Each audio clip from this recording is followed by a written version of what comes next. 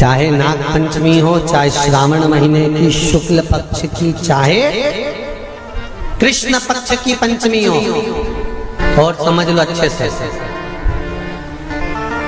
श्रावण महीने की पंचमी के दिन देवाधिदेव महादेव पर चढ़ाई गई शमी पत्र आस्तिक मुनि का नाम लेकर, कौन से मुनि? आस्तिक मुनि का नाम लेकर शमी पत्र को वापस उठाकर उसको अपने दरवाजे की चौखट पर कहीं पर भी या द्वार पर कहीं पर भी एक ओर रख देने पर घर के अंदर, बगीचे के अंदर सर्प प्रवेश नहीं करता। ध्यान रखिए,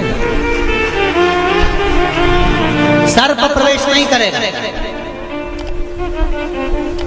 शमी पत्र समर्पित करने पर, उस शमी पत्र को आस्तिक मुनि का स्मरण करने, कौन से मुनि है? आस्तिक मुनि का स्मरण करने पर भीतर घर के अंदर बगीचे में सर्प भी प्रवेश नहीं। उस शमी पत्र में जया, विषहरा, शामली वारी, दौतली और देव, ये पांचों कन्याओं का भाव प्रकट हो जाता है और वो कन्याएं हमारे घर के द्वार की रक्षा करती हैं। तुम्हारे घर की बहन बेटी क्या करती है? तुम्हारे घर की बहन बेटियां क्या करती हैं? घर में बहन बेटी आती हैं तो बद्दुआ देकर नहीं जाती। घर में कन्याएं रहती हैं, बद्दुआ नहीं देती।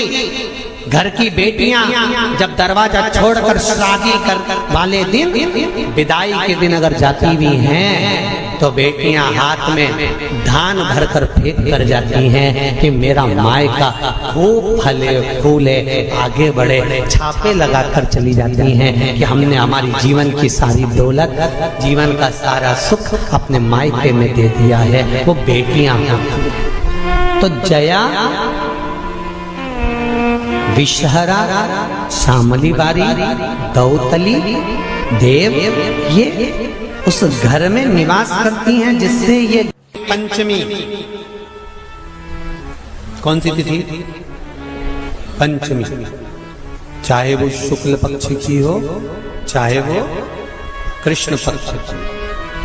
श्रावण महीने की पंचमी के दिन शंकर भगवान पर जिस परिवार के व्यक्ति का कांवड़ जल हमने बताया है आपको, जरूरी नहीं है कि डंडा बांधकर 2 कावड़ के जल के लोटे लेकर जाओ, आप अपने हाथ में भी 2 पात्र लेकर जा सकते हैं।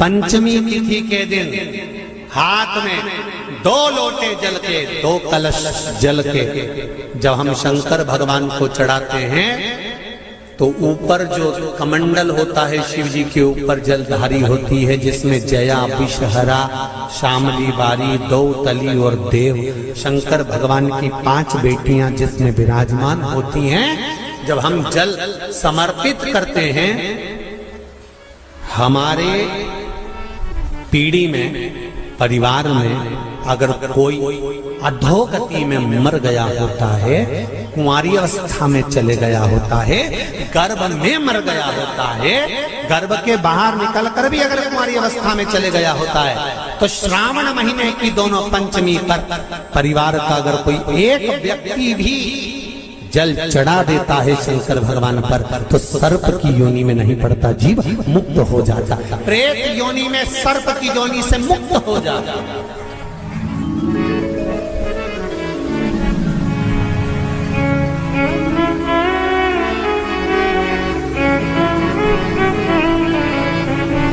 महाराज, हमारे यहाँ सांपों की पूजन कौन से दिन होती है, कौन सी तिथि में करते हैं? जम के बोलो जरा। नाग पंचमी। नाग पंचमी का मतलब क्या है? सांपों की पूजन करो। नाग पंचमी का मतलब होता है शंकर जी के मंदिर में जाकर 1 लोटा जल समर्पित कर दो। उसका कारण क्या है कि हमारे परिवार में, हमारे कुटुंब में कोई 7 कुटुंब में, परिवार में कोई 7 पीढ़ी के अंतर्गत भी अगर कोई जीव तड़प रहा होता है, पड़ा हुआ होता है, उसकी मुक्ति नहीं होती है, तो पंचमी का चढ़ा हुआ जल उस जीव को प्राप्त हो जाता है और वो जीव तर जाता है, उसका फिर जन्म नहीं होता, वो तर। इसको मुक्तता का,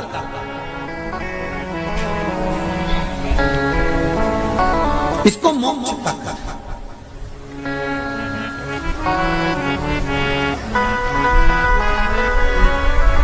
ये मोक्ष, इसी को कहेंगे कि ये मुक्ति।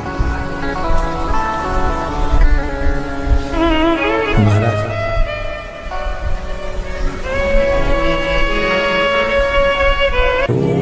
चाहे नाग पंचमी हो, चाहे श्रावण महीने की शुक्ल पक्ष की, चाहे कृष्ण पक्ष की पंचमी हो, और समझ लो अच्छे से, श्रावण महीने की पंचमी के दिन देवाधिदेव महादेव पर चढ़ाई गई शमी पत्र आस्तिक मुनि का नाम लेकर, कौन से मुनि? आस्तिक मुनि का नाम लेकर शमी पत्र को वापस उठाकर उसको अपने दरवाजे की चौखट पर कहीं पर भी या द्वार पर कहीं पर भी एक ओर रख देने पर घर के अंदर, बगीचे के अंदर सर्प प्रवेश नहीं करता। ध्यान रखिए, सर्प प्रवेश नहीं करेगा। शमी पत्र समर्पित करने पे, उस शमी पत्र को आस्तिक मुनि का स्मरण करने, कौन से मुनि है? आस्तिक मुनि का स्मरण करने पर भीतर घर के अंदर बगीचे में सर्प भी प्रवेश नहीं। उस शमी पत्र में जया, विषहरा, शामली वारी, दौतली और देव, ये पांचों कन्याओं का भाव प्रकट हो जाता है और वो कन्याएं हमारे घर के द्वार की रक्षा करती हैं। तुम्हारे घर की बहन बेटी क्या करती है? तुम्हारे घर की बहन बेटियां क्या करती हैं? घर में बहन बेटी आती हैं तो बद्दुआ देकर नहीं जाती। घर में कन्याएं रहती हैं, बद्दुआ नहीं देती। घर की बेटियां जब दरवाजा छोड़कर शादी कर वाले दिन, विदाई के दिन अगर जाती भी हैं तो बेटियां हाथ में धान भरकर फेंक कर जाती हैं कि मेरा मायका खूब फले फूले आगे बढ़े। छापे लगाकर चली जाती हैं कि हमने हमारी जीवन की सारी दौलत, जीवन का सारा सुख अपने मायके में दे दिया है। वो बेटियां तो जया, विषहरा, शामली बारी, दौतली, देव, ये उस घर में निवास करती हैं जिससे भगवान की जिंदगी किसने संवारी? ये नागलक्ष्मी है। वासुकी नाग बड़े, शेषनाग छोटे, और शेषनाग की जिंदगी अगर कोई संवारने वाली है तो ये नागलक्ष्मी।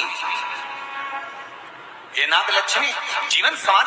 नागलक्ष्मी शिव जी की आराधना में लगी, शंकर के अनुमोदन में, शिव की भक्ति में दिन रात डूबी रहती, दिन रात।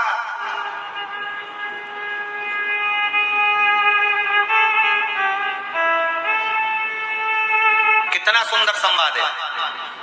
पान की बेल में, पान जानते हो? तांबुल जो खाने वाला पान होता है, पान की बेल में चारों तरफ से बेल लगाकर नागलक्ष्मी उसमें बैठ कर शिव की आराधना करती थी। इसलिए आज भी शास्त्र के हिसाब से देखा जाए तो सबसे ज्यादा सांप, सबसे ज्यादा सर्प, सबसे ज्यादा नाग नागिन, सबसे ज्यादा सर्प अगर कहीं रहते हैं तो जहां पान की खेती होती है, जहां पर तांबुल उत्पन्न होता है, जहां पान की बेल होती है, सबसे ज्यादा सांप वहीं पर पाए जाते हैं। सबसे ज्यादा सांप वहीं पर जाते हैं। और जो पान उतारने वाले रहते हैं, पान तोड़ने वाले रहते हैं, पान बेचने वाले रहते हैं, जिनको हमारे यहाँ सहज भाषा में चौरसिया कहते हैं, इनका एक विधान रहता है कि सांप पान के उस बेल में चारों तरफ रमे रहते हैं। पान की बेल में सांप के बच्चे चारों तरफ भ्रमण करते रहते हैं। और चौरसिया पान उतारने वाला, बेल में से पान तोड़ने वाला, सांप के बच्चों को उठाकर, सांप को उठाकर उधर रख देता है और पत्ते तोड़ लेता है, पत्ते तोड़ लेता। उसको सर्प नहीं डसते। क्यों? क्योंकि यहाँ पर वर है इन चौरसियाओं को। कई चौरसिया लोग सोचे होंगे कि हम नाग की पूजन करते हैं, हम सर्प की पूजन करते हैं, नाग पंचमी पे हम सर्प का स्मरण करते हैं, हमारे कुल देवता के रूप में हम सर्प पूजते हैं। पर कभी चौरसिया ने विचार करा कि आखिर तुम्हें कौन सा वर प्राप्त हुआ कि तुम्हें सर्प नहीं डसेगा? तुम्हें कौन सा वर प्राप्त हुआ कि सांप तुम्हें नहीं काटेगा? पान उतारते समय, पान तोड़ते समय, पान को ले जाते समय सर्प तुम्हें डस नहीं करेगा।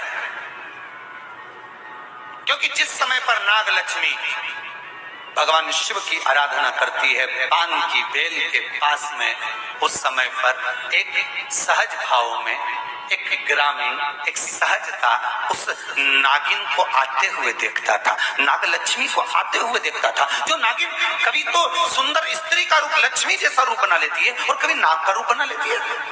बड़ा विचित्र उसको लगता था। और वो एकांत में बैठा, इसने आकर देखा कि नाग लक्ष्मी सेवा में लीन रहती, किसी जीव को वहां आने नहीं देता। शास्त्र तो यहां तक कहता है कि जब नाग लक्ष्मी पूजन करती थी तो कहा, पूछा गया, ये कोई जीव इसके पास में ना आए तो इसको बचाता था वो। एक दिन नाग लक्ष्मी जब बड़ी हो गई, देख लिया उसने इस ग्रामीण को, इस मानव को जब देखा, जो चारों तरफ से किसी ना किसी रूप में नाग लक्ष्मी को रसला कर देता है, प्रदान करता रहता है, कुछ ना कुछ तत्व देता रहता है।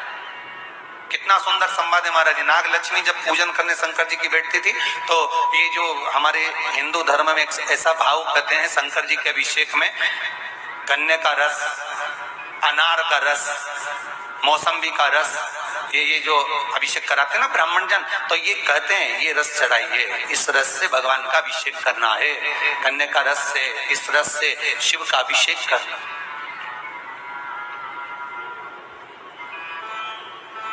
पुला कर देता है, रख देता है। रोज नाग लक्ष्मी पर रोज आश्चर्य होता है कि आखिर ऐसा कौन है जो लाकर रोज रख देता है? कौन है ऐसा?